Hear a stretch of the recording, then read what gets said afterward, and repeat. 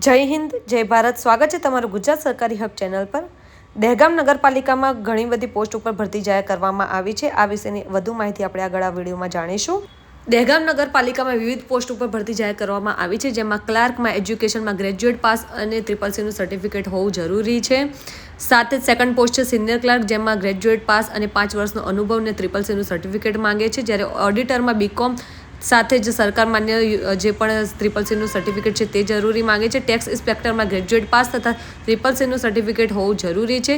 મદદનીશ municipal corporate એન્જિનિયરમાં diploma civil engineer સરકાર માન્ય CCCનું સર્ટિફિકેટ હોવું જરૂરી છે.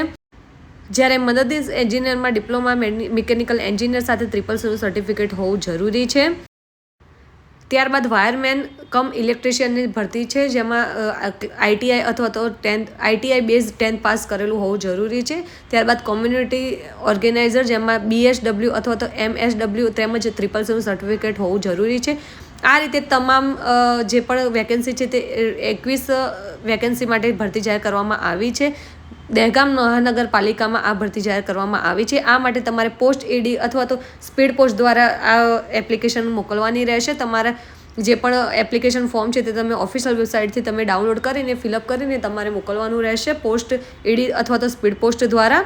આ રીતનું એપ્લિકેશન ફોર્મ તમારે ઓફિશિયલ વેબસાઇટથી ડાઉનલોડ કરીને ફિલઅપ કરીને સાથે તમારા જરૂરી ડોક્યુમેન્ટ્સ અટેચ કરીને તમારે પોસ્ટ કરવાની રહેશે એપ્લિકેશન.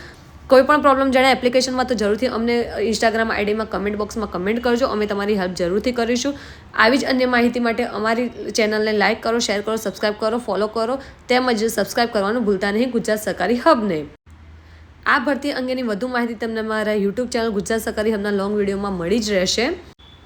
આવી જ ગવર્મેન્ટ તેમજ પ્રાઇવેટ જોબ માટેની ભરતીની જાણકારી મેળવવા માટે સાથે જ ગવર્મેન્ટની યોજનાઓની માહિતી મેળવવા માટે લાઇક કરો, શેર કરો, સબસ્ક્રાઇબ કરો, ફોલો કરો અમારી ચેનલ ગુજરાત સરકારી હબને.